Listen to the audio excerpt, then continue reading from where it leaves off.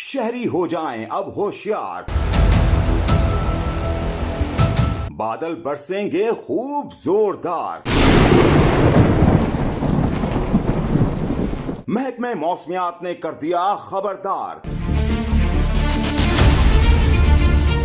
पंजाब के शहरों में घने स्याह बादलों का राज बरकरार। ईद कुर्बां हो गई ठंडी, लेकिन बारिश की नहीं रुकेगी यलगार।